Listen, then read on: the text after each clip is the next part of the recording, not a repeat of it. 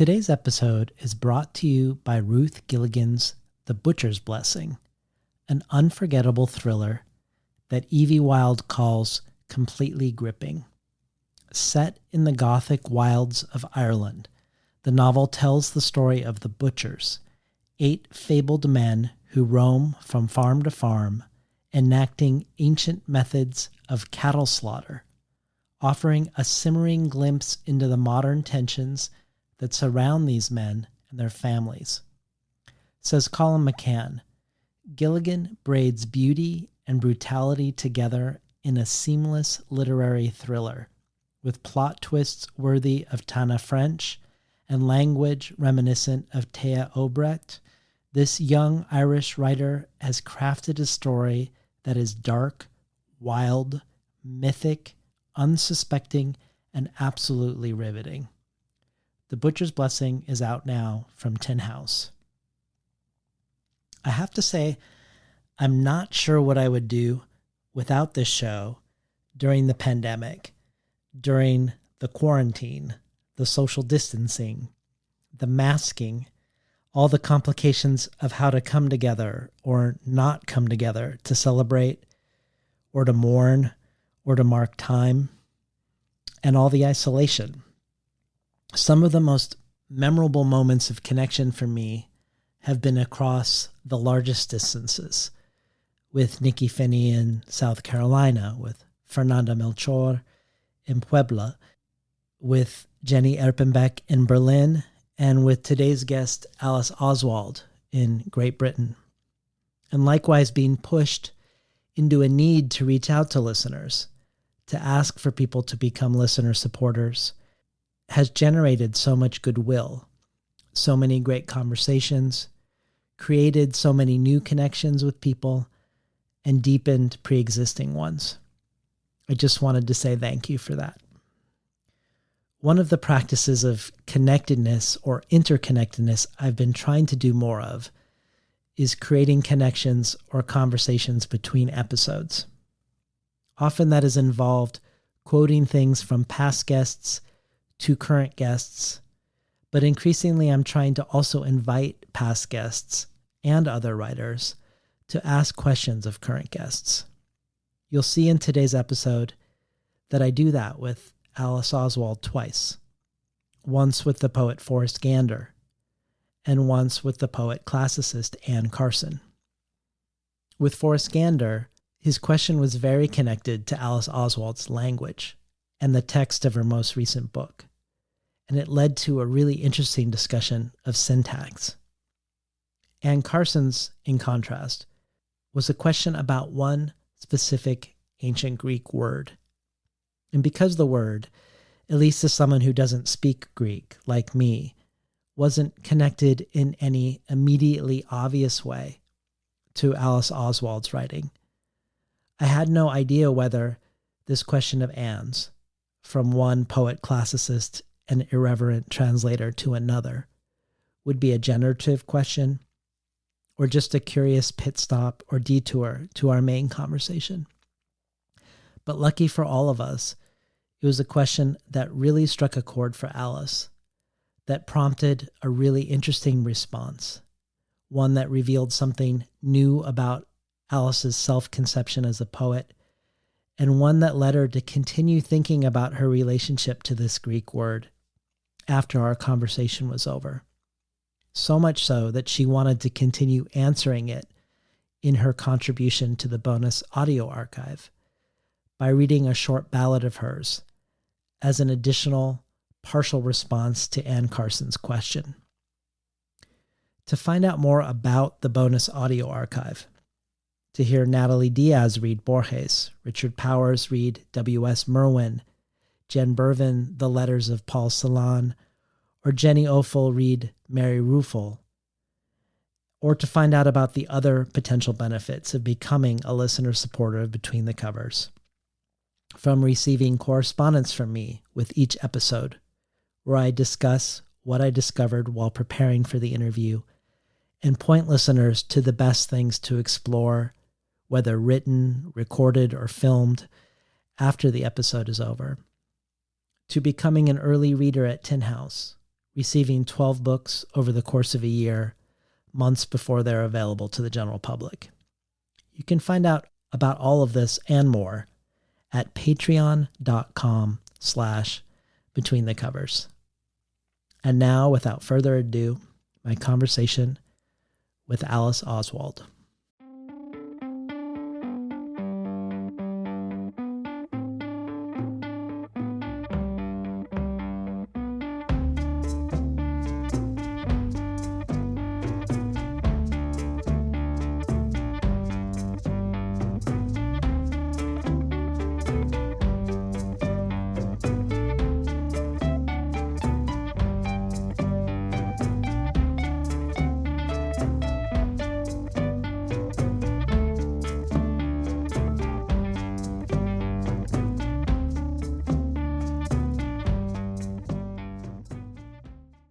Good morning and welcome to Between the Covers. I'm David Naiman, your host.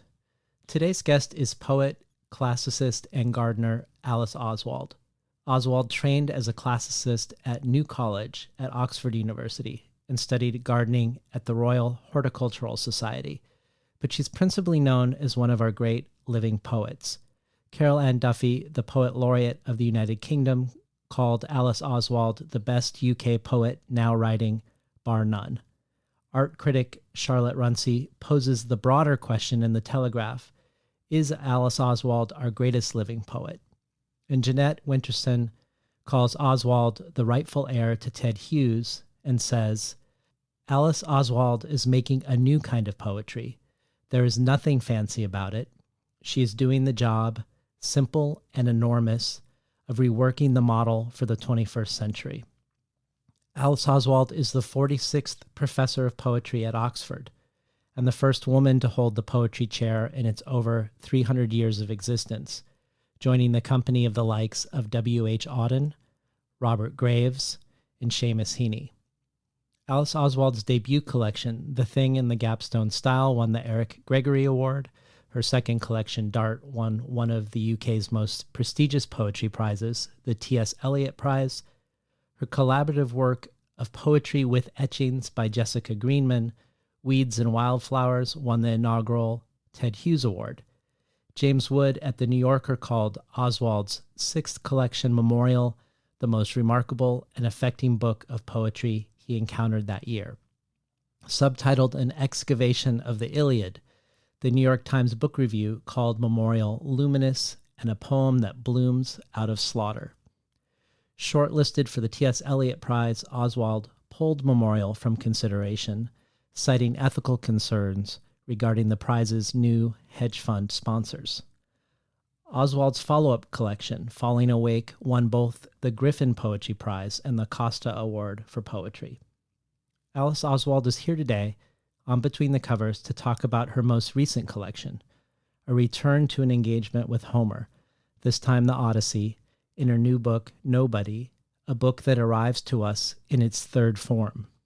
Nobody, in its first iteration, was a collaboration with the British watercolorist William Tillyer. The second was a performed version of the poem in collaboration with pianist Joanna McGregor. And now today's version of Nobody, a further revised collection of poems that have shapeshifted along the way.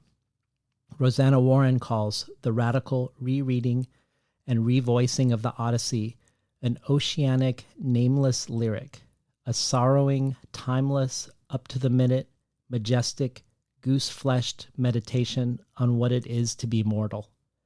Maria Crawford for the Financial Times calls Nobody a paean to water, to the fluidity of language, and the porousness between beings and stories. Kit Fan for the Poetry Foundation says that unlike the beginning and ending of a river, rainstorm, or more definite form of water, Nobody mimics the sea's many contradictions, its rich, full-bodied wateriness, and its violent bodilessness, its solid clockwork tidal pattern, and its radical scattering of solid substances. Ange Mlenko in the New York Review of Books says, every choice in the book is made toward a fluid Dionysian collapse of boundaries, with the illicit lovers in the background, propelling not the narrative arc exactly, but the narrative desire, the scale of desire in the face of the universe, or the scale of the universe in the face of desire. Two infinities are somehow trying to come into relationship with each other. This desire encompasses our yearning for language, not only for a present language that will convey this vastness, but for languages that have passed away, that might really have done so. Finally, Jeremy Noel Todd for the Sunday Times calls Nobody Oswald's most formally freehand work, a fragmentary gathering of murmurings, searching for the excitement of new meaning. Welcome to Between the Covers, Alice Oswald. Thank you very much. Pleased to be here. So I would like to talk about Nobody in a relational way to your other work, how Nobody engages with Homer in comparison to Memorial, and how Nobody evokes and engages with water in comparison to many of your other works. But before we did, I was thinking we could step back from any particular work of yours and first talk about water and Homer more generally, because one could look at your life's work as a poet as a sustained engagement with water. Most obviously, your engagement with the River Dart in your book Dart, and the Severn estuary and a sleepwalk on the Severn, but also the River Dunt and the River Hebron and Falling Awake. And even in Memorial, the first simile opens with the lines, "Like a wind murmur begins a rumor of waves." And then later in the poem, the lines, "This is water's world, and the works of men are vanishing." So what is it about water as a writer that returns you to it as an element and as a muse? I think it's a question that I'll never fully answer, except with another book, perhaps. But I suppose my poetry has always been a kind of growing attempt to encounter something that's not myself and that's not like myself.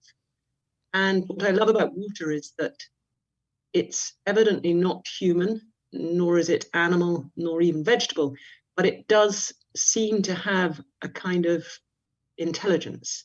It sort of reflects you back, and it seems to have a voice, a kind of narrative voice that sometimes has a beginning and end, and sometimes throws you into formlessness. So it sort of challenges all my edges and understandings, but also offers me a way of looking at looking, I suppose. Well, and your second Oxford lecture is entitled "An Interview with Water." And in it you say, water is never the same as itself. Rivers can only exist as similarities. And looking at water allows you to exist twice, like you just nodded to that aspect of water. I wanted to take this question of doubleness and reflectiveness maybe a little further. The first two lines in your first book go, "Last night, without a sound, a ghost of a world lay down on a world." And the epigraph from even Iliad in your second book, Dart, "Water always comes with an ego and an alter ego."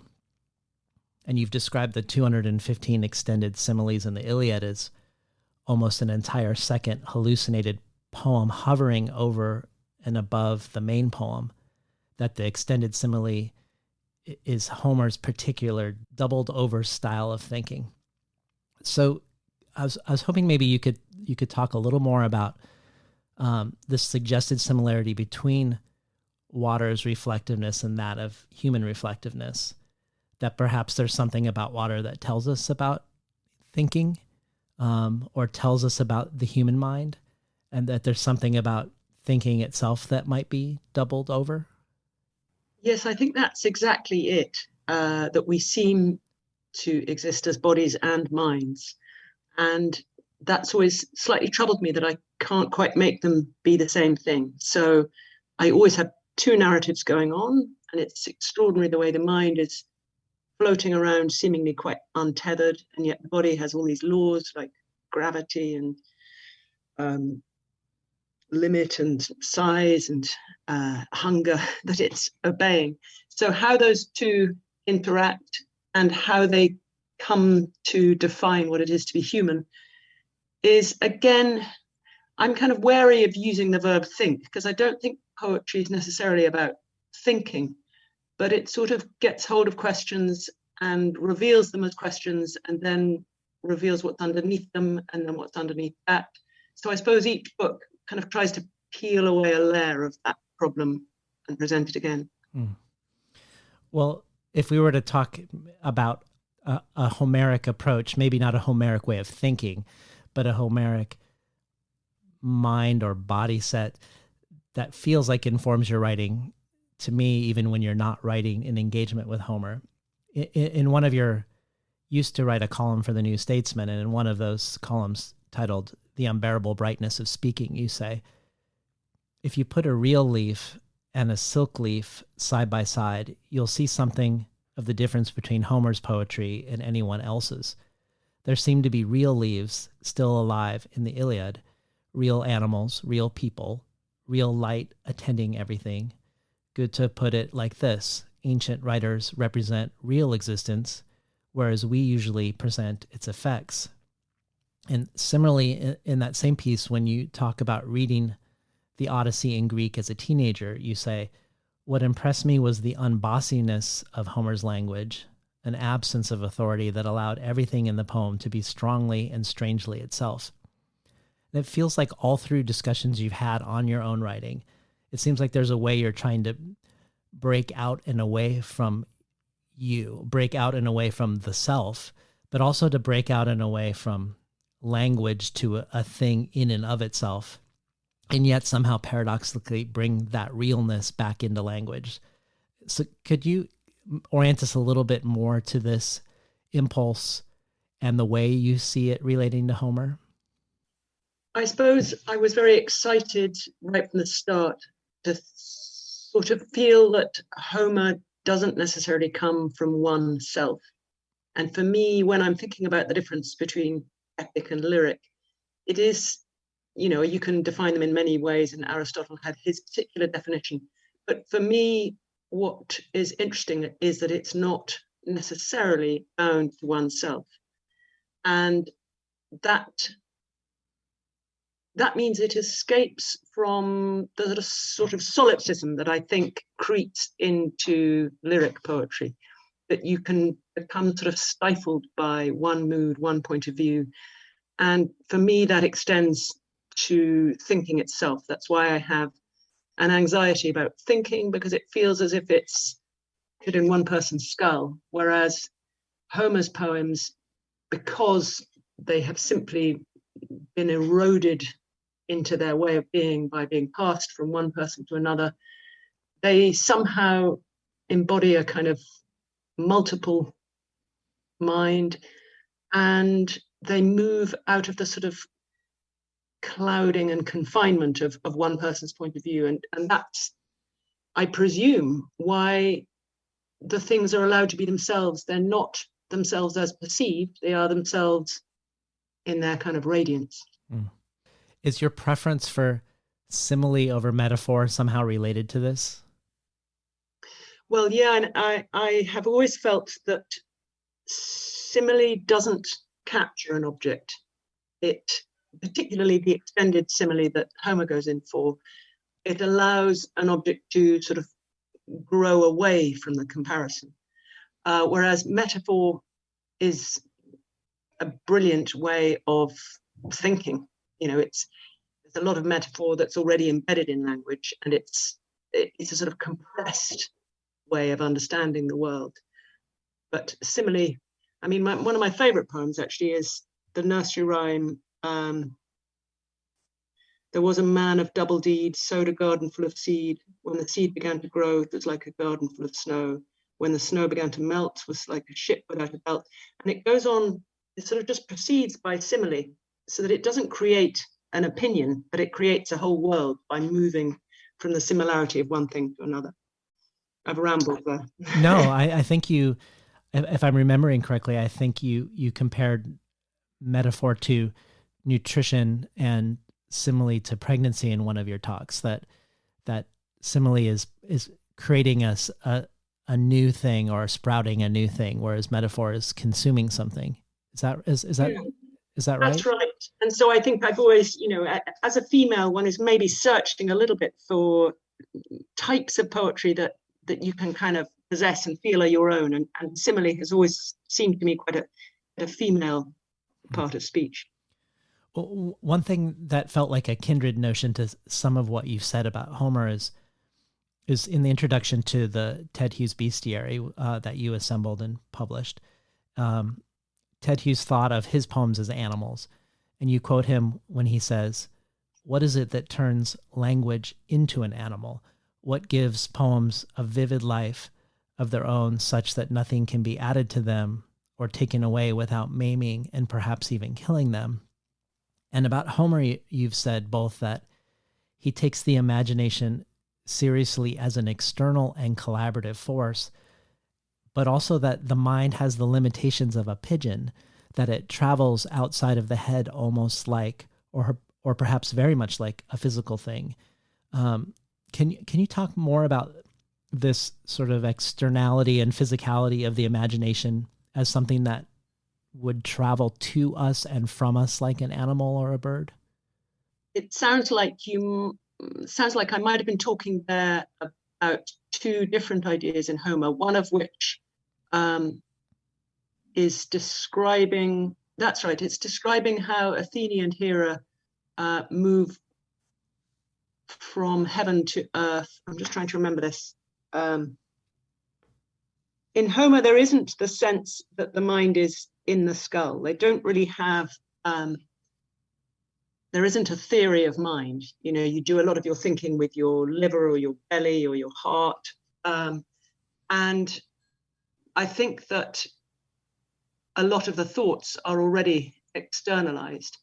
And I'm just trying to remember, sorry, I'm going to go quiet now. So I'm just trying to remember I think it's two similes I'm thinking about. And one is that Hera and Athene fly from heaven to the ground as fast as a man thinks. And that man is imagining different places and moving from one to another of those places in his mind. And then later on, it talks about when they move through the lines of battle, the goddesses can barely walk. They're taking little pigeon steps. And I've always loved the connection of those two images, that thought is like these goddesses flying from heaven to earth, but they have this extreme physicality when they get to the earth that they're not actually very good at moving. And I like that. I like that sort of image of both the solidity of thought, you know, the constraint of the body on thought itself, but also the freedom of these goddesses kind of moving through the air. It's a very paradoxical. Yeah, I really loved it. I don't know if I'm remembering this correctly, but I think in one conversation you segued from that to a notion in Dante about perception or vision, maybe, around this notion of vision being almost like insects traveling from, or maybe not almost like, but literally like physical beings, like insects traveling from our eyes. Yeah. And they travel from our eyes and then gather the information and then travel back to our eyes. I love that. I mean, actually, my favorite book of Dante is the Paradiso. Most people like Inferno, but it's got the most extraordinary images of how we see in the Paradiso. It's so kind of steeped in light. And this image of the colors of the flowers and the spiriti visivi, which are these kind of angels, I suppose, that carry colors to and fro.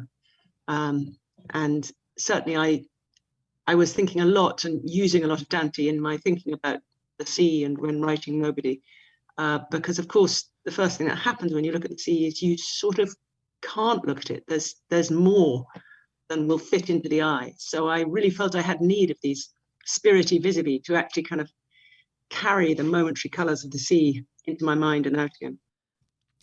When you talk about how the different parts of the body might be places of the mind or of other things, like it makes me think of other ancient cultures, and I think of how in, say, Chinese physiology, in ancient Chinese physiology, there were 5 organs that had different souls. There wasn't one place with the soul, and the consciousness was in the heart. I don't know if that relates at all to ancient that's Greek, really interesting. Ancient Greek, but I did think about, and I wondered about the repetition of decapitation in your work. in this light. We have the head of Orpheus who's singing as it floats down the river Hebron and in Falling Awake. And of course there are several decapitations in Memorial, and in Nobody, a fisherman who fishes out a human head referred to as a floating nobody. And then in the interview with Water, your lecture, you say that when you're swimming, water fits around you and you are suspended, seemingly decapitated by reflections. This feels an engagement to me with this idea of resisting both thought trapped in the head and thought perhaps originating in the head. But I wondered if it was also something about the type of poetry that you're striving towards, which is a poetry perhaps decapitated, perhaps not about thought at all. I think it's interesting you point that out. And I sometimes wonder whether I'm a very keen swimmer and whether for me poetry is a kind of equivalent to swimming. And I've often noticed when I swim the strangeness of the way the body literally turns into a fish, but the head remains human and rather cold and looking around at this strange flat reflective surface. And I'm often very kind of piercingly aware of the difference between my head and my body when I'm swimming, because I'm not necessarily someone who goes underwater. I love swimming along the surface of rivers. And I think that perhaps my poems do feel a need to convey that continued separation of the head remaining human and the body becoming animal or plant or mineral or whatever it can be. And in some way, I suppose I'm trying to find rhythms that will in some way heal that divide. I love that. I want to take this before we go to Nobody itself. I wanted to talk about an interview that particularly grabbed me because it was at a time when you were, I think, still imagining what Nobody might be. And it was an interview back in 2014 with Max Porter and in the White Review. And it was Max's enthusiasm when he was on the show about your work that really was my entryway into reading your poetry. But back then in 2014, you had written and published your excavation of the Iliad memorial, and your future engagement with the Odyssey seemed both very much on your mind and still something you were wondering about. You said at the time that you were thinking of doing something very disloyal to the text, a ballad version that found a dislocated way of thinking that evoked the sea. And in that vein, you said you were intrigued by something that you saw in contemporary American poetry, something that you were fascinated by but couldn't do. And that was the way Americans fit thinking into their poems. That for you, poetry was, as you've said, about making a thing that has a life of its own, something alive separate from you, but that Americans were thinking within a poem, that they were channeling the essay, that the poem was writing itself in an unfinished moment, and you were wanting to explore it. But as you said then, and as you've said here, you also feel that Homer's transmission of life has always been your principle. To make something living has been your aim, and that thinking isn't living. So I was hoping to hear your thoughts before we begin talking about Nobody, about the finished book. When you hear these thoughts that you had prior to writing Nobody, do you feel like Nobody has invited thinking into it versus being a decapitated poem? It has perhaps in some places tried to capture the sound of thinking while somehow cheating the reader of the end product of thinking. Maybe John Ashbery does something similar, although John Ashbery's a totally different poet. I love the way when you kind of jump into John Ashbery, you've simply got to sort of keep swimming and you get from one kind of semi-statement to another, and you're not quite sure where you've been at the end of it, but you do feel like you've been inside thinking that hasn't taken you anywhere. And perhaps some of that is in Nobody. I certainly did a huge amount of thinking when I was writing it, but I rather tried to interrupt every thought that I began to express. And so the real thought, I think, is in some way in the grammar of the poem rather than the statements, and the way that the grammar will sort of, as it were, splash something in the face of thought.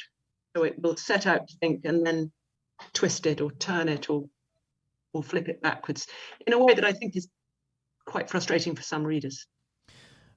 Maybe a good place to start with orienting us to Nobody as a project is in comparison to Memorial.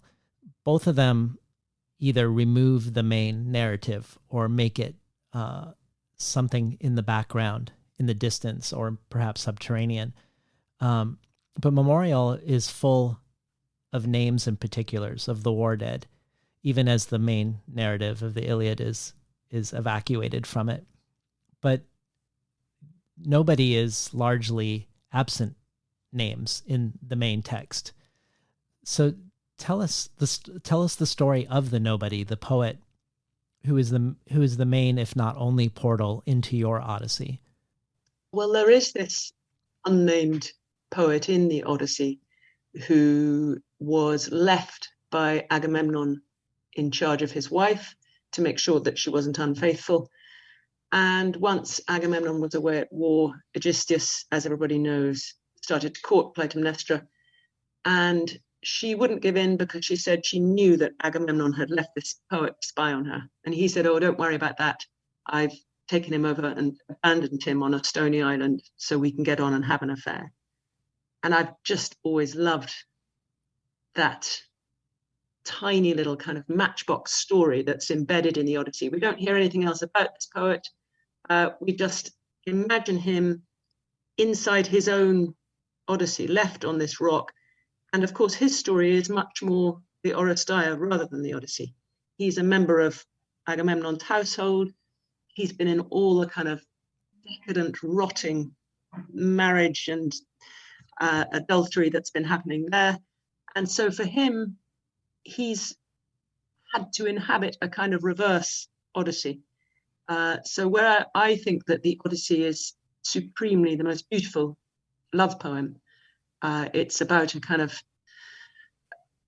it's a sort of epithalamion, I suppose. It starts with this idea of the marriage of Penelope and Odysseus, and it gets put on hold for 20 years, and then they're restored to each other at the end. And it's this beautiful arc of complications that are then resolved at the end of the poem. But within it, it's got a reverse image, which is the Oresteia. And obviously that's what drew Aeschylus to write his extraordinary trilogy. And I love it that it all focuses on this unnamed sort of negative of a human left on an island. Do you see this inverted Odyssey, the story of this poet and of Agamemnon and his future death? Do you see this as similar to the hallucinated second poem in Memorial that hovers over the main poem? That's a really interesting question. Yes, in some ways, I think that's a good description of it. I think they both have sort of mirror image poems. I mean, the thing about Homer is any point you enter any of those poems, they're so constructed. It's like kind of getting inside a diamond. Everything reflects everything else. So I could say that the Iliad and the Odyssey are reverse images of each other, or I could say that the similes are a kind of reverse Iliad, or I could say that the Oresteia is embedded in the Odyssey as a reverse Odyssey. So I think they have infinite opposites, both of those poems. And it's one of the joys of reading them is that you find that you're always kind of in the center of the poem at whatever point you enter it. Well, maybe this is a good time to hear a little bit of Nobody. If you're okay with it, I've picked out a couple short places. So the first one for now would be 16 to 21. Okay. Yes, this is sort of a dawnish moment. So we floated out of sight into the unmarked air. and only our voices survived, like thistle seed, flying this way and that. A blue came over us, a blue cloud whose brown shadow goose-flesh the sea. The ship, after a little rush, stopped moving. The wind, with a swivelling sound, began to rise. And here I am, still divided in my decision whether to heave to or keep going under half sail, but the water is in my thinking now. I remember the mast pole, broken by a gust, severed my two minds separate, and my body flopped like a diver over the side.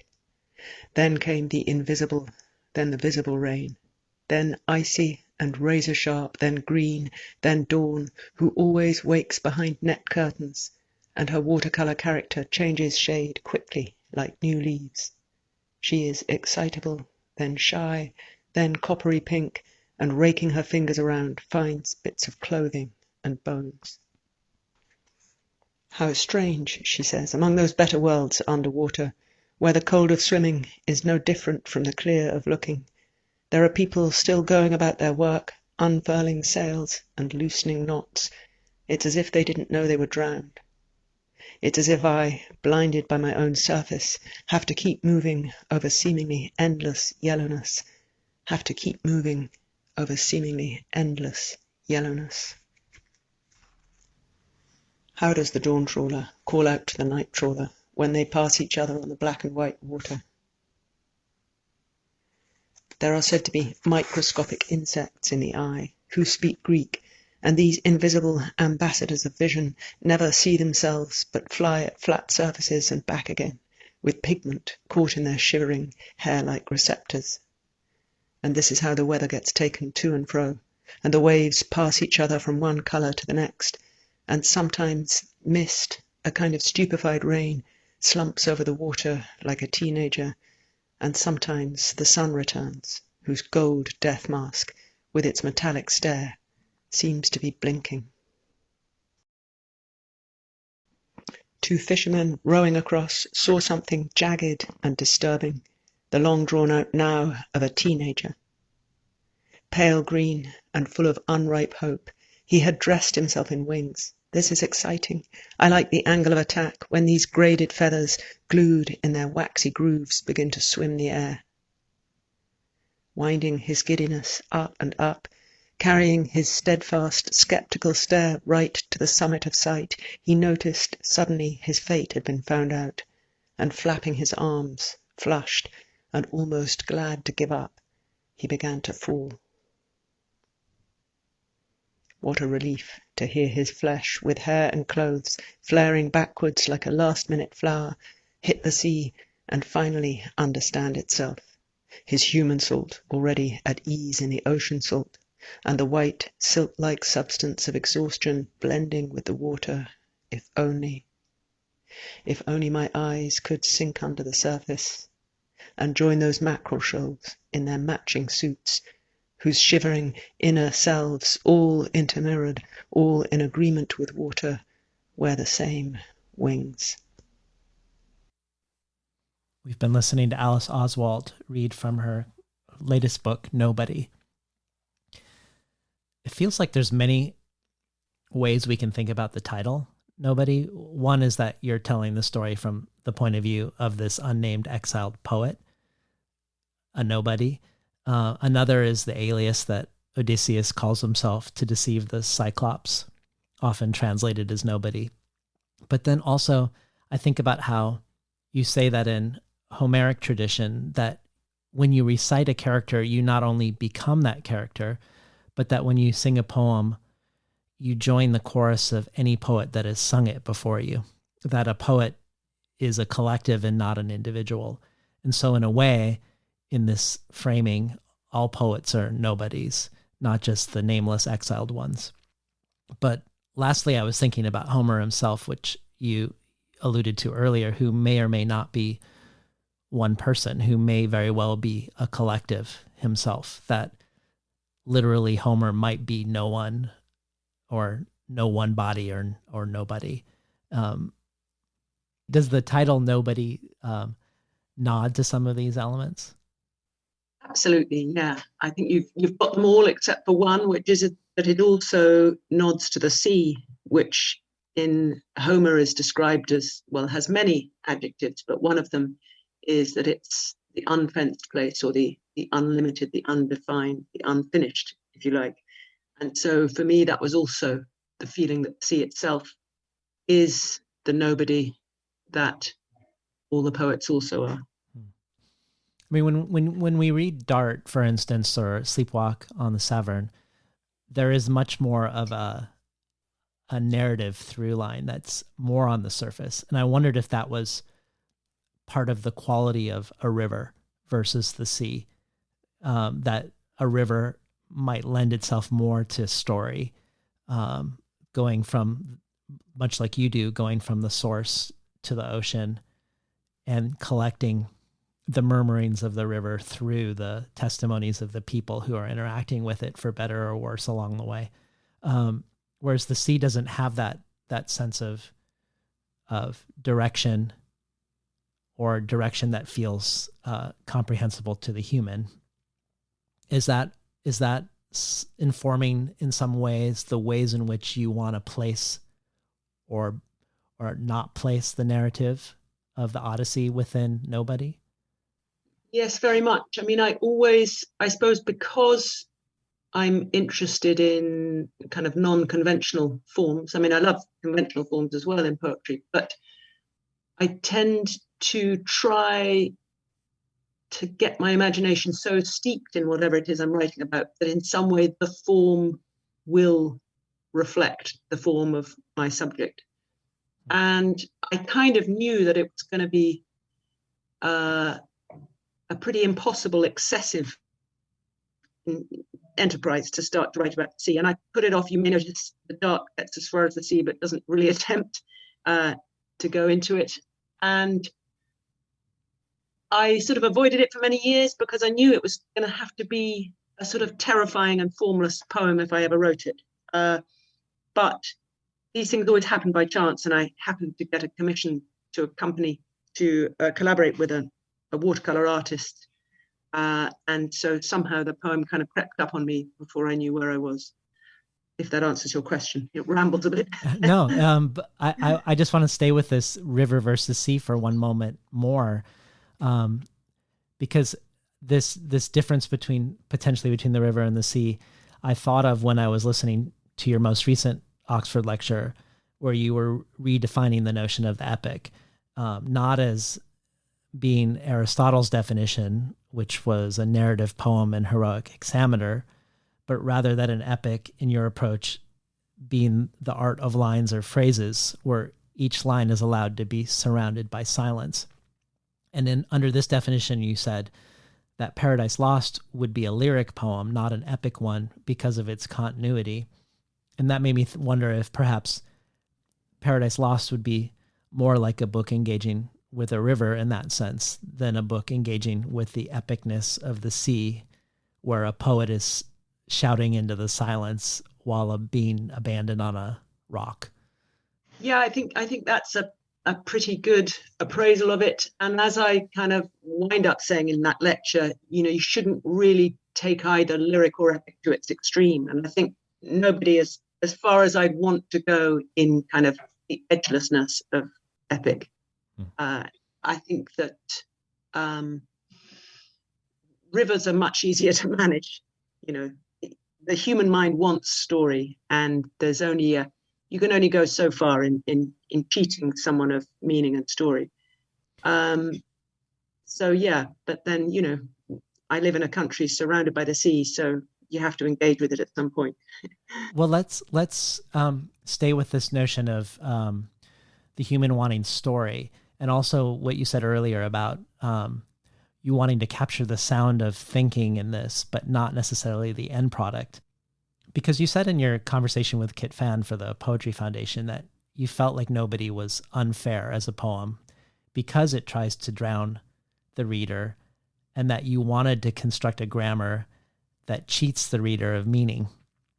I was just hoping maybe we could stay with that a little more. If you could talk a little bit more about drowning the reader and intentionally frustrating the reader's desire for comprehension?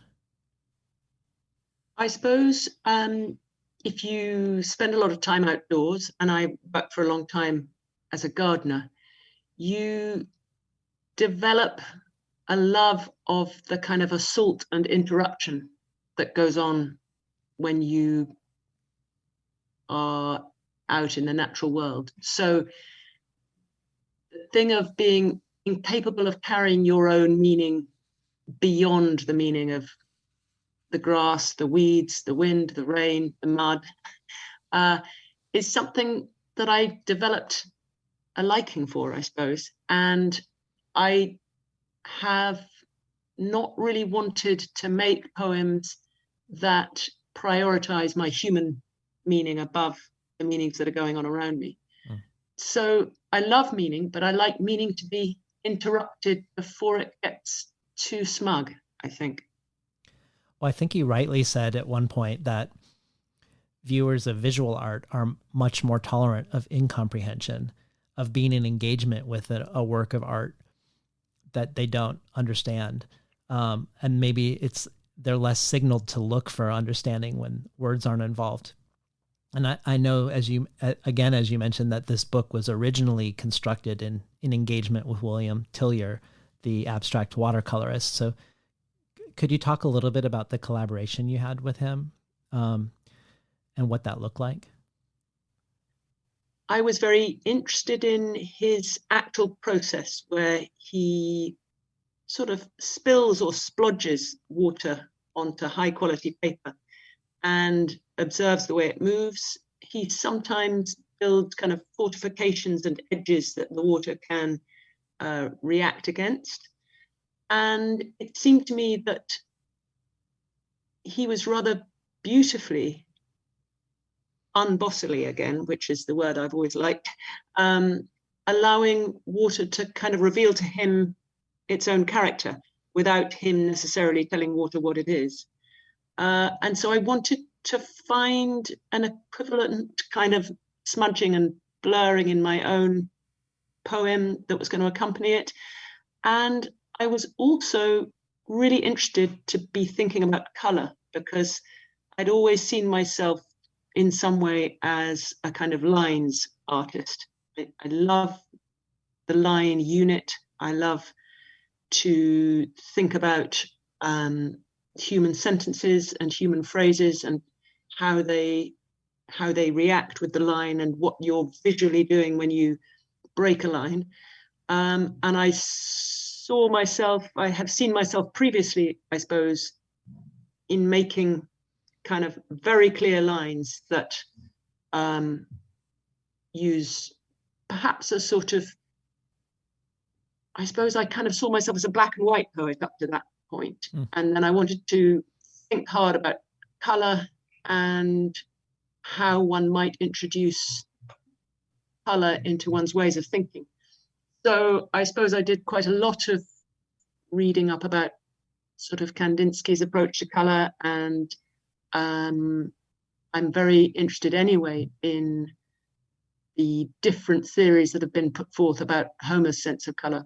So looking at the way a painter uses color, and I corresponded with him, I might write him one week and say, can you tell me a bit about white? I don't really know what white is.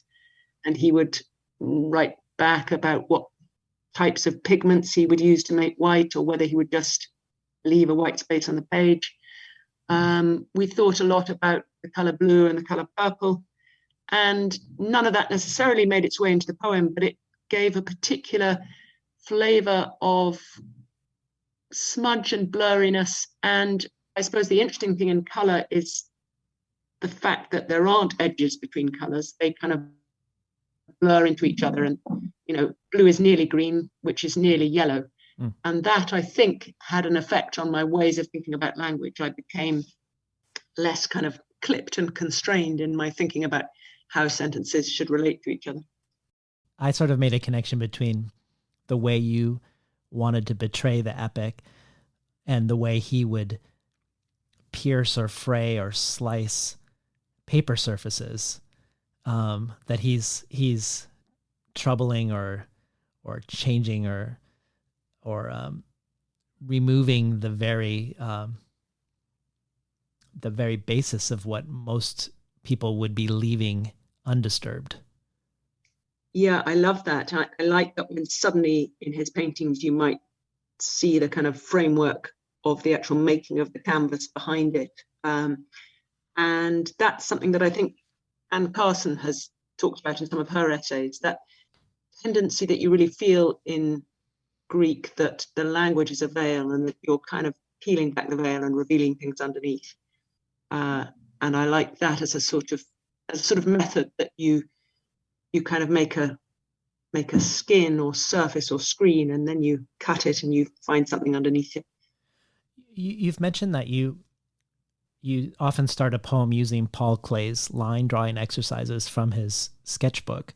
I don't know if that's a new thing since this collaboration with Tillyer or a long-standing thing, but tell me a little bit about these line drawing exercises from him and what that does for you as a way into beginning a poem. Well, actually, it was very particularly, I started when I was collaborating with Tillyer. I wanted to understand the visual imagination because I'm not particularly educated about the art world. So I started to, I would start a section of the poem by seeing it as an abstract image in my head and then trying to translate that onto the page. And that would start,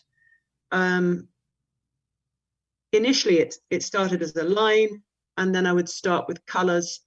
And it was when I'd sort of felt that I'd translated the feeling in my head onto the page, I would then add words to that in order to sort of create the poem. So I was sort of trying, I suppose, to look at the poem through Tillyer's eyes, and then to kind of translate the image I had into a text.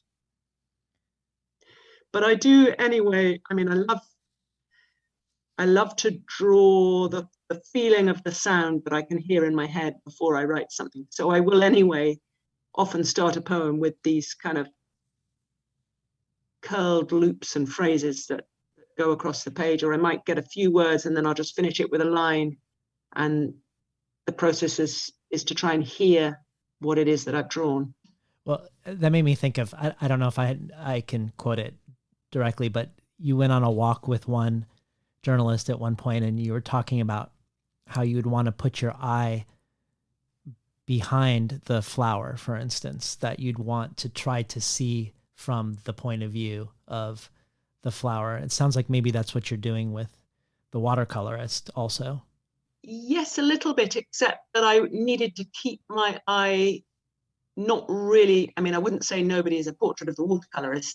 It's that I was kind of hearing his method, but I was still really trying to look at the sea. Yes, of course. And so it was just a different way in, I suppose. I think it's important as a writer, as you get older and older, to try and find new processes, I suppose, because you can get very kind of stuck in ways that you've used before that will work. Well, to stay with color one more beat, you've said that the rhapsodes, when they sang Homer's poems, they would wear blue when they recited the Odyssey and red when they recited the Iliad. Yet to me, as a reader of Nobody, it felt like green might be the ruling color, and perhaps with purple as a close second. And I didn't know if that rang true to you, but was curious to hear more specifically about color in Nobody, whether that be about green or another color.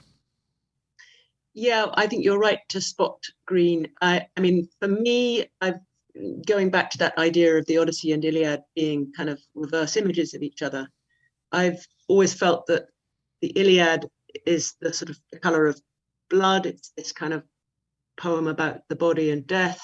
And the Odyssey is this unbelievably growing, living, leaf-like poem. And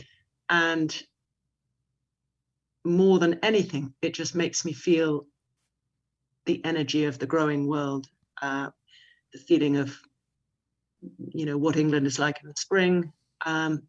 Actually, part of the time when I was writing it, I was working in a nursery, and I would, as in a plant nursery, and I can remember the thing of going into the greenhouses there, and just that feeling of, yeah, this is exactly what it feels like to read the Odyssey.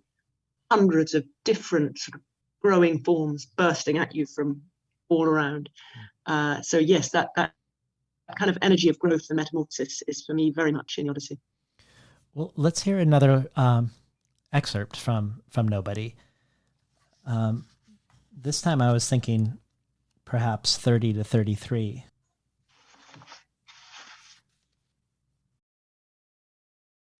When trees take over an island and say so all at once, some in pigeon, some in pollen, with a coniferous hiss, and run to the shore shouting for more light, and the sun drops its soft coverlet over their heads, and owls and hawks and long-beaked sea-crows flash to and fro like spirits of sight whose work is on the water, where the massless mind undulates the intervening air, shading it blue, and thinking, I wish I was there, or there. A goddess or fog shape in full wedding dress sulks in that loneliness. What a winter creature whose lover loathes the everlasting clouds of her, and sits in tears, staring at the pleasure-crinkled sea. But she, as if a dash of hope discoloured her sight, stands waiting, the way a spider, when it wishes to travel, simply lets out a silken aerial, electrostatically alert through every hair to the least shift of the ionosphere.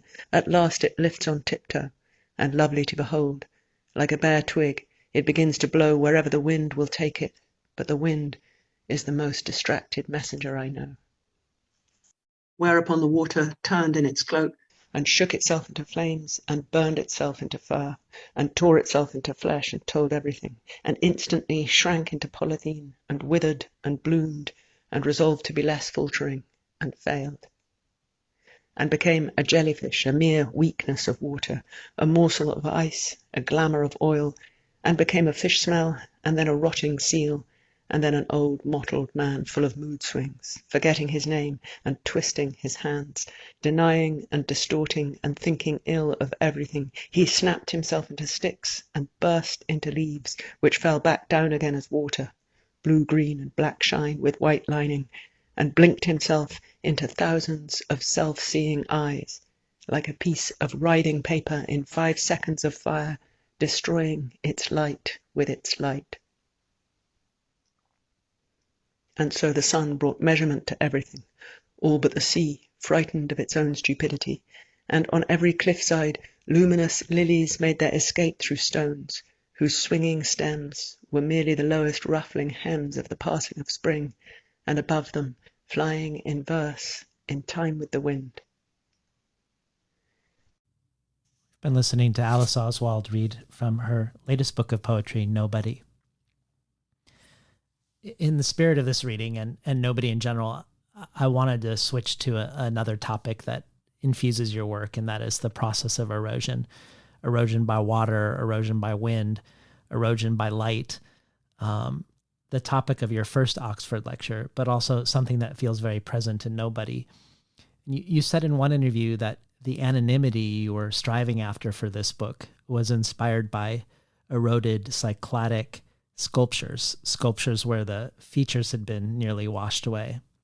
And I was hoping you could talk about erosion in relationship to this and to the text. Well, I suppose that comes back to your question about thinking. The poem, I think, conveys a kind of eroded thinking. It's as if the thoughts have had reality kind of washing away at them. So a sentence sets out and then gets blown in another direction. And erosion is important to me in that I think poetry has a particular sort of duty and relationship towards time. Poems are sort of miniature human clocks, I think. They're full of timekeeping in the way that a piece of music is full of timekeeping. And in some way they set their own time, but they need to be awake to actual time moving around them. So a poem has to kind of offer itself up to the erosion that's going on in the world. And nobody more than any of my poems, I think, gives in completely to that kind of force of erosion, where I would normally try to sort of maintain some kind of human presence in the face of it. I think nobody allows itself to get weathered to a kind of cyclic blankness. Well, this talk of erosion and time makes me think of that famous Marguerite Yourcenar essay, That Mighty Sculptor Time. I'm just going to read a couple of lines from it. On the day when a statue is finished, its life, in a certain sense, begins. The first phase in which it has been brought, by means of the sculptor's efforts, out of the block of stone into human shape, is over. A second phase, stretching across the course of centuries, through alternations of adoration, admiration, love, hatred, and indifference, and successive degrees of erosion and attrition, will bit by bit return it to the state of unformed mineral mass out of which its sculptor had taken it. And I was thinking of this when I encountered your interview with Claire Armistead, where you said you think of your poems less as poems than as sound carvings, which made me think that the sound these poems were making is eating away at something, which then by extension suggests that both the blank page and silence are not really absences in this framing at all, but presences. Yeah, I think I like that. I've always felt that in some way a poem is really a framing of its silences, and that the musical art of poetry is all about leading you to those silences in a way that you hear them, where normally one doesn't necessarily hear a silence or an absence. So both the sound is eating away at the silence, but then also the sounds are in their own way sort of erosions made. So as it were, my voice, I let my voice get kind of blown around by the information it's taken in, if you like. So the feeling of not quite holding your own. I mean, I hate reading poems outdoors. I'm often asked to do it, but I do kind of rather like that thing, that the voice just gets very small, and bits of your words blow away. So I think that's perhaps an effect that sounds in my poems aim for. Well, let me ask you something about Homer's syntax that you've said in light of sound carvings being a description of your poems. You said about Homer's syntax, the tendency of his grammar is therefore cumulative like a cairn. Each clause is a separable unit. It might be placed loosely on another and held there with a quick connective, but it never loses its essential singleness, which is why you often find that one end of his sentence turns away from the other. On the one hand, this feels like a process of accretion rather than erosion, an accumulation, but the singleness and the separateness of each component, and that each is surrounded by silence of the white page, made me wonder if perhaps this accumulation is the product of erosion. Like, I imagine the scree that builds at the bottom of a cliffside of all the piles of rocks that are single but also part of this erosive process. Well, I think perhaps what's exciting about Homer is that two forces are kind of working together. There is the eroding and editing force of the time and the tradition, where anything that's not worthwhile is going to be forgotten. And that's why the poems have this kind of amazing bright quality to them, because anything that hasn't worked has just been dropped away. But then again, there is also, I think, a power in the other direction of particularly, I think the similes are examples of individual poets coming up with brilliant images to help them remember or describe a situation. And those work in the other way. They simply can't be forgotten. They kind of nest in the mind and carry on sort of multiplying there. So I think Homer is a combination of erosion and creation. And can you talk a little bit about, maybe in this light, can you talk a little bit about punctuation? Specifically in Nobody, the absence of punctuation, and maybe how that might be related to this singleness this essential singleness that you mention in Homer's syntax? Well, I suppose there are kind of two approaches to that question. One is to say that there is punctuation. It's just that I'm using the line ends themselves as punctuation. And sometimes I think that the only way to get people to notice the end of the line is to take out all other punctuation, and then they will realize they need it. Because I've often been early on, I used to get quite frustrated by hearing people read my poems and not notice what was happening at the line end. I suppose that I'm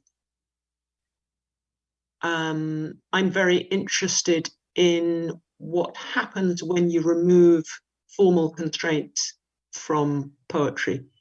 So having sort of started out writing almost only kind of sonnets and ballads, for me it was a sort of vertigo when I decided to see what happened if I took away those very kind of strict metrical forms, and the need to find something that was as binding as a sonnet form or a ballad form, where if you remove one word, the whole thing collapses, meant that I felt that the only thing that could take the place of that was grammar itself.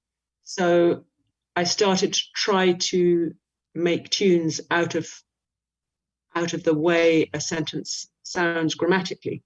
And the only way to show people I was doing that, I think, was to leave out the kind of punctuation that sort of conceals that fact. So to a certain extent,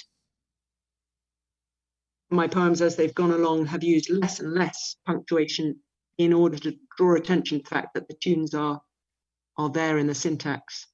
But in Nobody, I suppose there was also just the feeling that the punctuation had kind of been washed away. And certainly Homer originally wasn't written down, so there wouldn't be punctuation there. And the original transcriptions of poems don't have punctuation either. So there's a sort of feeling of trying to move back towards what a sound is before it's been codified into a novel or a speech or an essay. Yeah. Well, your answer to Ted Hughes's question about what would make a poem an animal, what would make a poem alive, was for you, in Hughes's case, the percussion in his poetry. And I reached out to several poets to invite them to ask questions to you. And one of them was Forrest Gander. And he wanted to ask you a question about certain effects that are produced in your syntax to make your poetry alive. And it wouldn't surprise me if this is also a question of erosion too, both because he uses the word undercutting in his question and because he has a background in geology. But either way, Forrest said the following, quote, "One of the things about Alice's work that makes my jaw drop is how she'll undercut her own lyricism and perhaps the Latinate richness of her language with Old English Anglo-Saxon words." He then selected 5 lines from Nobody as one example, which I'll read, and forgive me if I don't read them well. "But the gods know everything. They sent a virus fluttering after the ship, and 7 days later, she dropped like a dead bird into the bilge. 4 sailors had to swing her over the side, and the water, with all its claws and eaters, closed over her." Forrest continued by saying, "Claws and eaters is so unexpected and metonymic and seems to keep the tone from getting grand. So his question for you is, in what ways do you think about adjusting the tone of your poems in regard to drawing from an Old English or a Latinate-based lexicon? And are you insistently testing the mix? And if so, do you purposely deflate the Latinate richness with the grounding of Anglo-Saxon? Lovely question. And I think that most of that is probably happening sort of unconsciously on the level of the ear, that I like lines that trickle, and you need kind of a number of syllables if you're going to trickle, but I also like kind of crashes and collisions, and it's great to have a good supply of monosyllables to make those kind of jarring crashes and collisions. But I am someone who, I hate flying. I like to have my feet on the ground, and I like to kind of check that the ground's there. And so for me, there is a beautiful kind of, just a lovely heaviness to monosyllabic words that I feel mostly my sentences need that kind of sandy weight in the bottom of them. So it doesn't have the status of a thought or a decision, but my particular taste is for those kind of earthy words that will tie the kind of Latin polysyllables so that they don't fly off. Well, to stay with your word choice for a little bit longer, I'm going to quote Kit Fan again from his review of Nobody, and he says, in her translation of Aeschylus, Anne Carson argues that everywhere in Agamemnon there is a leakage of the metaphorical into the literal, and the literal into the metaphorical. Images echo, overlap, and interlock. Words are coined by pressing old words together into new compounds. For instance, day visible, dream visible. The same can be said of Oswald's Nobody. The book is populated with at least 113 hyphenated words, as if invoking the protean power of the sea has enabled the poet to push etymological and morphological boundaries by blending and clashing unlikely nouns, adjectives, and adverbs. He then lists examples including sea film, sky lids, bloodshade, goose-fleshed, ghost grace. Talk to us a little bit about hyphens. I think my editor forced me to put hyphens in. Oh, really? I quite like words that are obviously kind of jammed together and working together, but I don't always hyphenate them. That may not be right, but I have a sort of recollection that some of those words actually weren't even two separate words. I'd actually made them into one word, and they were pulled apart into hyphenated words. So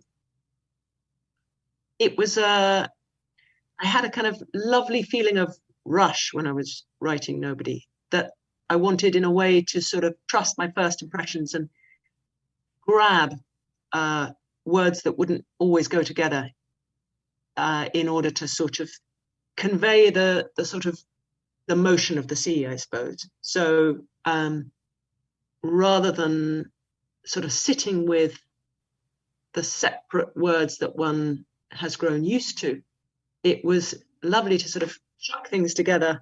And of course, the idea of Proteus as in some way the god of this poem was very much in my mind, and Proteus shifts shape, and that I think was sort of the spirit of the work of that poem, was to allow words to sort of instantly shift into something else as you try to speak them. Well, while we were talking about Anne Carson, I wanted to ask you a question about translation, because I think of both of you not only as classicists, but as irreverent translators. And you said in your preface to Memorial that your translation of the Iliad was more of a translucence than a translation, that you were writing through the Greek, not from the Greek. And in your interview with Max Porter in 2014, you were imagining classicists being in an uproar around how you might translate the Odyssey into nobody. And your last Oxford lecture, you say, what about translations of poems that are not easy to translate? What about thought ruptured by astonishment, knowledge limited by mystery? What about epic, if epic means a broken melody through which something beyond the human finds expression? And this all made me think of some of the writings of editor and translator Johannes Göransson and Joel McSweeney, who helm Action Books here in the States, who have deeply considered and reconsidered both what translation is and can be. And what I quoted from you, the notion of ruptured thought or an epic as a broken melody, made me think of some of what they've done with translation, which goes against the notion of aiming for a well-wrought urn.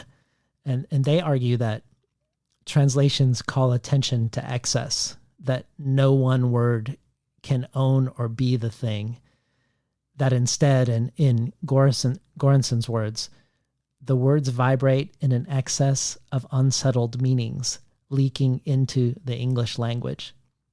And elsewhere he says, if we take translation with its flux and flows, its excesses, too many versions of too many texts by too many authors from too many languages, as an inspiration, nobody can master literature.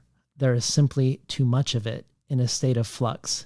We have to give up that illusory, critical distance and the stability it demands. We have to drown in art.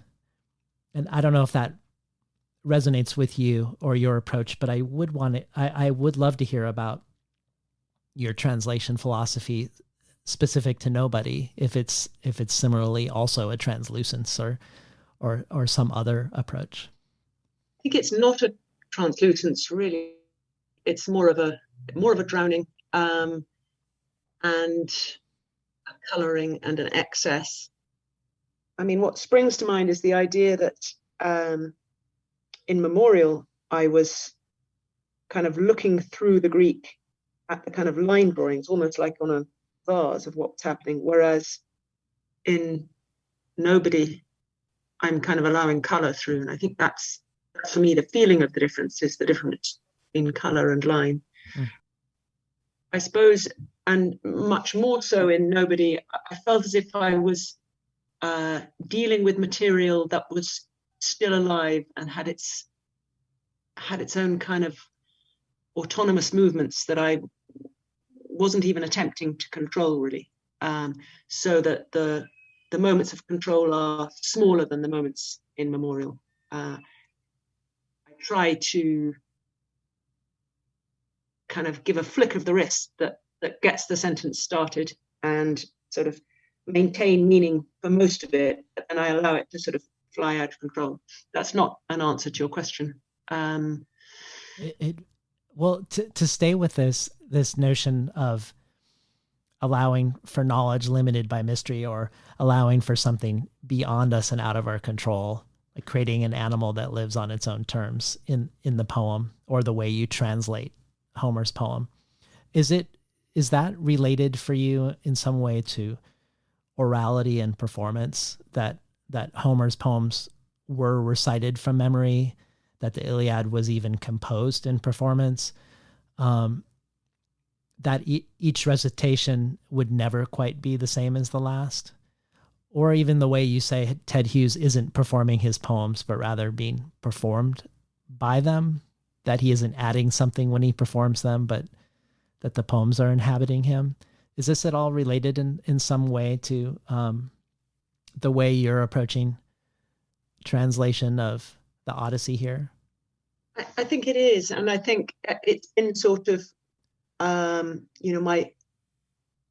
my slogan, my principle, my kind of flag has been the idea that an oral tradition is sort of more than whatever is ever written down, that if you perform it, the poem will change.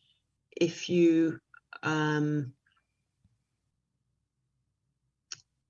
try to translate it, it's not really the words you're translating, it's something kind of beyond the words. So that idea right the way through has been important for me, that a poem is is kind of more than the written word. There's something beyond it, something excessive and almost annihilating that you're sort of hinting at, and that if you fully expressed it,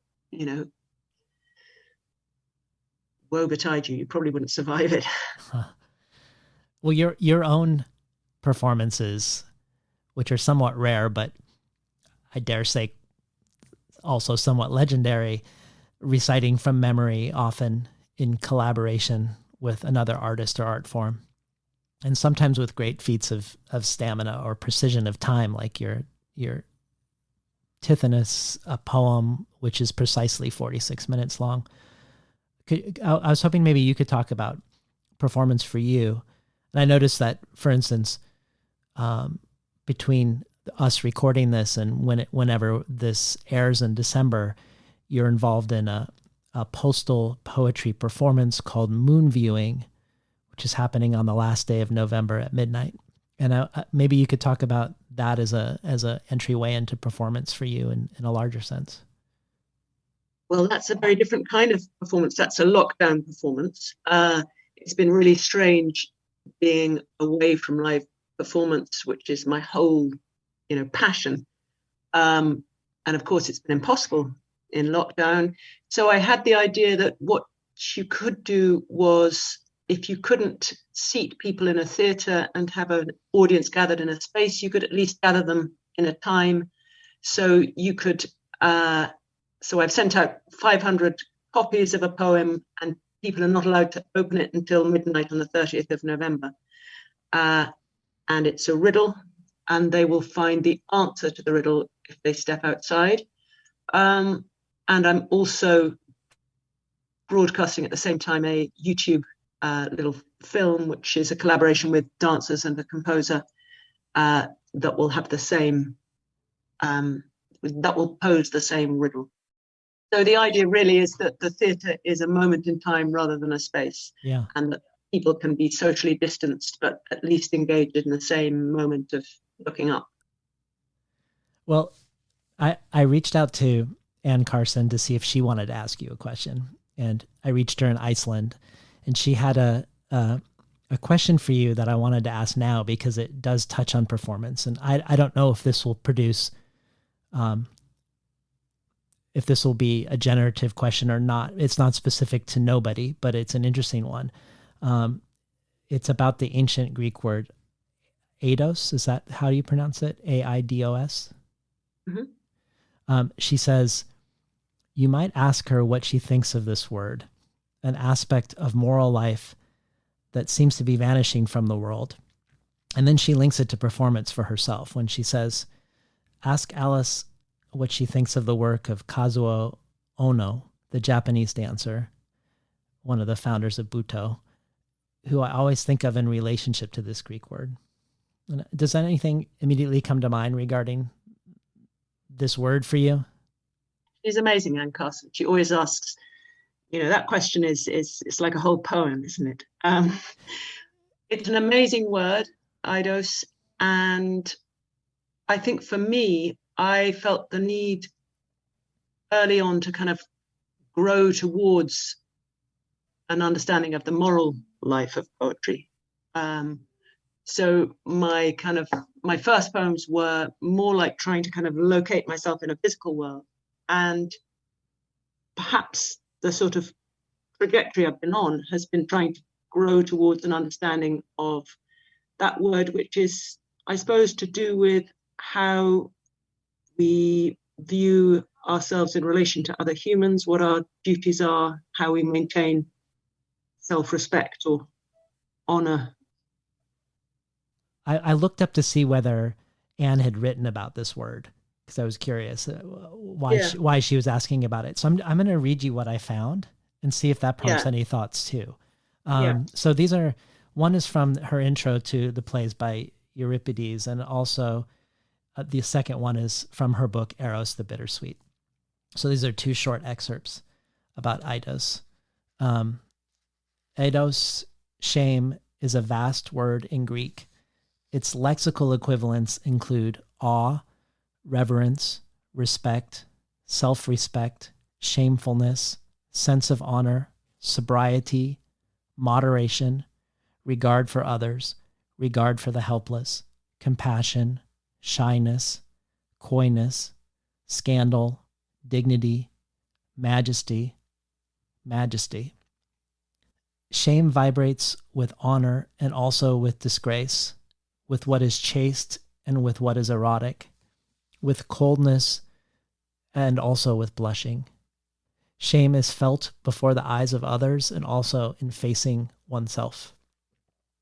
And then in her other excerpt, she says, Eidos, shamefastness, is a sort of voltage of decorum discharged between two people approaching one another for the crisis of human contact, an instinctive and mutual sensitivity to the boundary between them. It is the shame suitably felt by a supplicant at the hearth, a guest before his host, youth making way for old age, as well as a shared shyness that radiates between lover and beloved. The proverbial residence of Eidos upon sensitive eyelids is a way of saying that Eidos exploits the power of the glance by withholding it, and also that one must watch one's feet to avoid the misstep called hybris. In erotic contexts, Eidos can demarcate like a third presence, as in a fragment of Sappho that records the overture of a man to a woman. Quote, I want to say something to you, but Eidos prevents me. The static electricity of erotic shame is a very discreet way of marking that two are not one. I am always just so impressed by Anne Carson. I mean, her kind of precision and lyricism and she is an amazing poet, I think. And thank you for reading those out.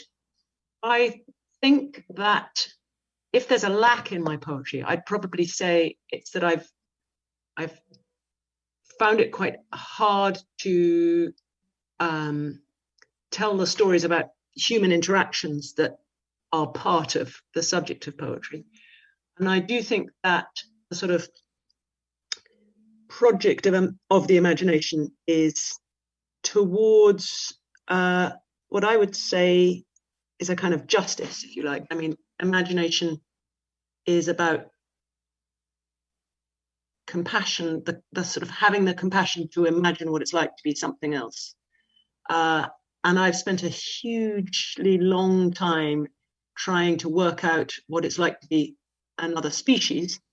And I feel as if I'm only now trying to bring that into focus in the human world, partly because I've moved into a city from having lived in the country all my life. So I think that if you are engaged in a career in the imagination, you are kind of forced with each project to sort of take away another veil, if you like, and you come to a sort of a block with a poem, which you can only go through by sort of understanding something that's not yourself. So I think for me, that's where that word, shame, decency, honor, all those amazing meanings she gives it. I feel I'm kind of only just sort of broaching that word with regard to humans, but I think it's also important now to have a sense of it with regard to the natural world, and that's maybe where I've kind of focused it in the past. But you can't get through your life without also addressing the question as it impacts on other humans. Well, I did like the way what I read with her saying that shame is a very discreet way of marking that two are not one. It sort of brings us back to the beginning of our conversation, to the doubleness of water allowing us to exist twice, and Homer, like the sea, creating agitated similarity. I was hoping we could go out with one more reading from Nobody. There is a harbour where an old sea god sometimes surfaces. 2 cliffs keep out the wind. You need no anchor. The water in fascinated horror holds your boat. At the far end, a thin-leaved olive casts a kind of evening over a cave, which is water's house where it leads its double life. There are 4 stone bowls and 4 stone jars, and the bees of their own accord leave honey there. Salt shapes hang from the roof like giant looms where the tide weaves leathery sea nets. Be amazed by that colour. It is the mind's inmost madness. But the sea itself has no character. Just this horrible thirst goes on creeping over the stones and shrinking away. The sea, she said, and who could ever drain it dry, has so much purple in its caves, the wind at dusk incriminates the waves. And certain fish conceal it in their shells at ear-pressure depth, where the shimmer of headache dwells, and the brain goes dark purple. Who could offend the sea? There is so much water, we might as well waste this ever-replenished fairy-tale stuff. Don't flinch, she said. I want you to walk this carpet. Please, oh please. You must be so footsore after your 10 years' war. You surely deserve a little something. If you take off your shoes, the bare floor will be so cold, so filthily infectious. You should step down, safely, here. That man is doomed. That very second, the swelling blood shade shows through his skin, even as he bashfully sets his foot down, saying, after all, I'm not nobody. Maybe I deserve a little brighter something than my allotted brightness. No superstition has ever hurt an honest man. Perhaps, after my bath, in my towel, I can walk it again.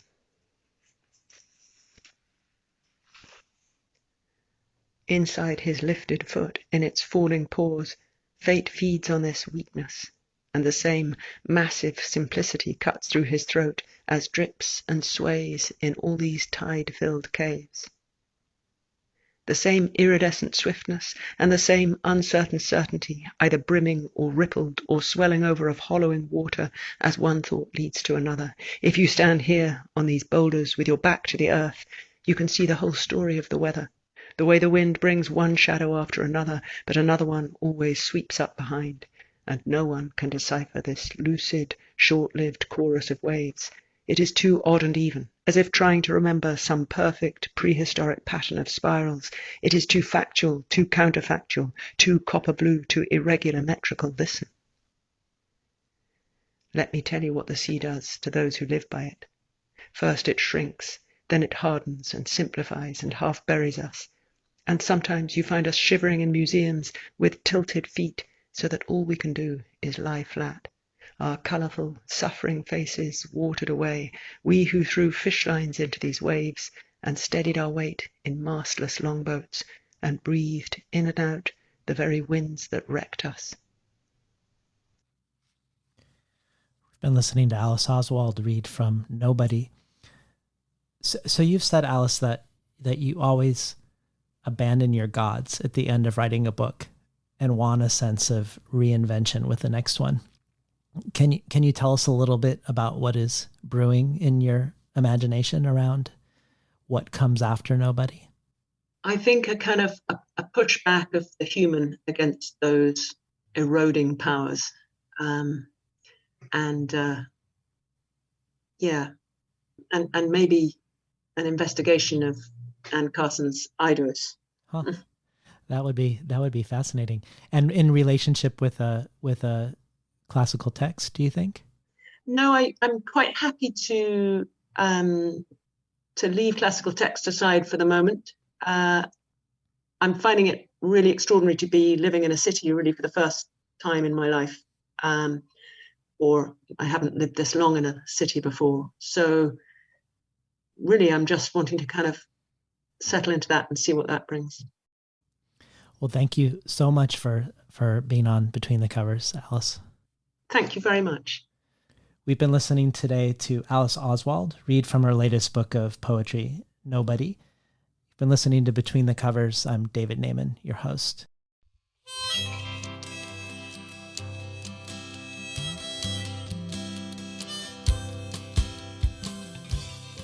Today's program was not recorded at the studios of KBOO, but at the volunteer-powered, non-commercial, listener-sponsored, full-strength, makeshift home office of me, David Naiman. Alice Oswald contributes a 2-part reading to the bonus audio archive. The first, in homage to my questions to her, she reads a sampling of the impossible questions God poses in the book of Job. In the second, she continues her engagement with Anne Carson's question by reading a short ballad of hers called Emerald that pertains to it.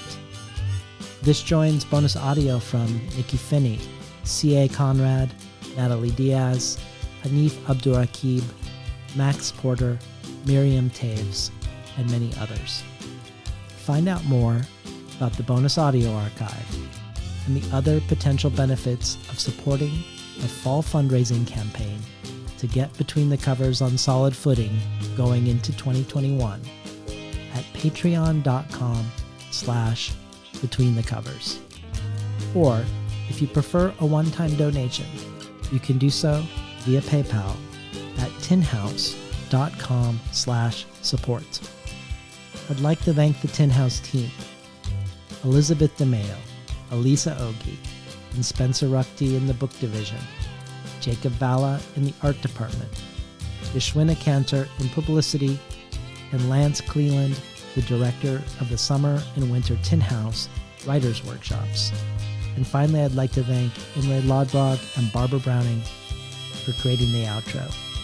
Their album, Imre Lodbrog e Sapatita Mi, can be found on iTunes, and Barbara Browning's trove of ukulele covers can be found at soundcloud.com/Barbara Browning.